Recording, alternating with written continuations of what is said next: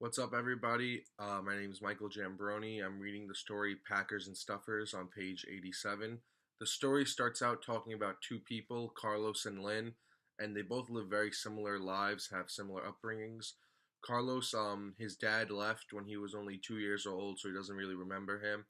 His mom was a crackhead. She was in and out of prison, and she died when Carlos was 12, and eventually Carlos was awarded the state. At 15, he ran away from his foster home and he stopped going to school and he started getting into trouble and he joined a gang where he got into even more trouble. He got arrested a couple of times and he was no stranger to the law certainly.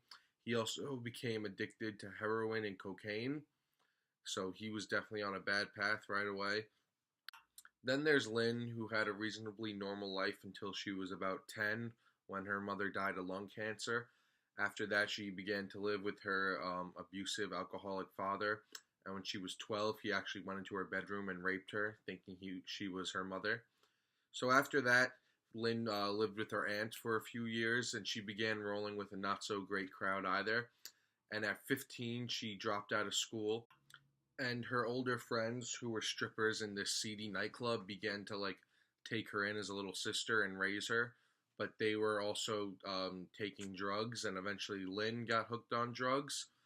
And so after working at the strip club to feed her drug habit, she eventually turned to prostitution, where she ended up contracting a few STDs. And so at this point, Carlos and Lynn don't know each other, but their lives are pretty much going the same way. They're both in their mid 20s, living on the streets, addicted to drugs. And so one night, Lynn's looking for a place to sleep, and she goes to this alley. And it turns out where she lays down, Carlos is already there. And at first, they fight over the spot a little bit, but then they just decide to keep each other company. And so they actually talk for a lot of the night and they enjoy each other's company. But the next morning, when Lynn wakes up, Carlos is gone because none of them are really in the state for a relationship right now. And a few months after that, they actually run into each other at a park when they're both sober. And they talk for a while and they really, really start to like each other. And they both talk about how they want a way out of the life that they're living, but they don't know how to break the vicious cycle. But from then on, the two of them decided that they were in it together and they were going to deal with their things together. And so eventually, Carlos gets him and Lynn into the business of selling drugs. And they sell to everyone, adults, kids, and they don't even have a problem selling to kids. And so while they're still addicted to drugs and they're still committing crimes, their life is a bit more together. They're living together now. They actually have a place to stay and not just on the streets. And so, as much as this is helping Carlos, he does want something more for him and Lynn. And so, Carlos goes to his supplier, this guy, Eli Macer, and he asks what else he can do. And Eli says that if he really wants, he can use Carlos as a mule, which is someone who transports large quantities of drugs. And Carlos agrees to do that. But Eli says, if you ever screw me over, if you ever steal from anything from me, you're going to wish you were dead. And so Carlos is very successful at being a mule. He's very responsible and he does a good job. And eventually, when his boss feels like he could trust him more, he gives him the responsibility of being a mule to transport drugs across countries.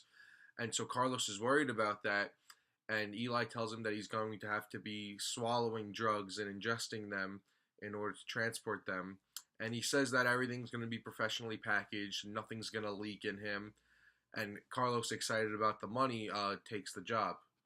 And so Carlos goes to South America where he meets this guy Sanchez, and he swallows a bunch of cocaine pellets covered with oil so they could be swallowed easier. And he makes it through customs, and he actually gets back to the United States. He gets paid, and he goes home. And Lynn's a bit worried about him. She knows he's involved in some even more illegal stuff, but she's not complaining, and she is happy with the money that they're making.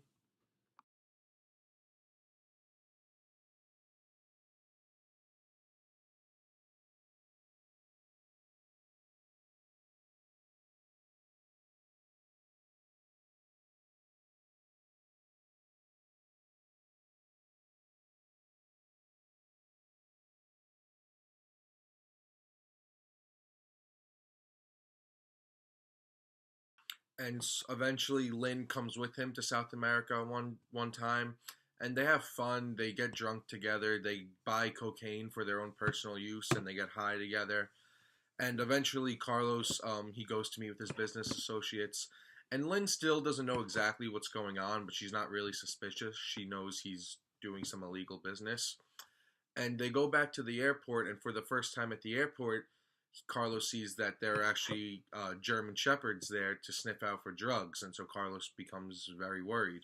And now, worried about the personal stash that they still had on them, Carlos has to tell Lynn exactly what he's been doing and how he's been earning his money. And Lynn isn't happy about it, but she knows that she has to do what she has to do. And so they end up putting the cocaine in a condom, tightly wrapping it, and then Lynn ends up swallowing it. But then on the plane ride home, the condom has a small hole in it, and the cocaine begins to leak out inside of her. And Lynn becomes very sick. And once they get off the plane, they hail a cab. They go right to the emergency room, and it's revealed that Lynn suffered a heart attack. And so the nurse begins to ask her about cocaine use, and Lynn tells her the truth. And she tells her that she ingested all this cocaine. She has it inside of her. And so they pump her stomach out to try to get any cocaine out of her system. She goes into the cardiovascular care unit to recover from her heart attack, and Carlos goes to the bathroom to release all the pellets that he already swallowed, and none of them are ruptured. He's okay. Lynn eventually begins to get worse, and she developed a dangerously low white blood cell count, and her face began breaking out in like white blistery lesions. And so the hospital brings on more doctors to consult what happened. So it's discovered that Lynn has something called a granulocytosis, which makes her very susceptible to other diseases and sicknesses, and they want to quarantine her right away.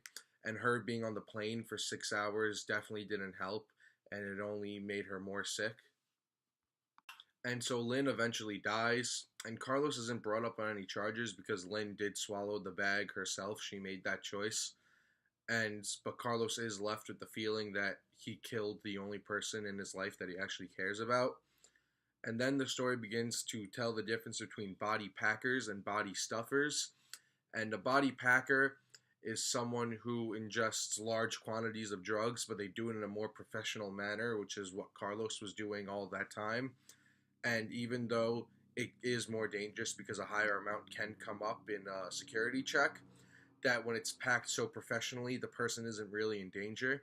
And then there's someone called a body stuffer, which is someone who they ingest drugs at the last minute just to get away from law enforcement, which is what Lynn did and what ended up killing her.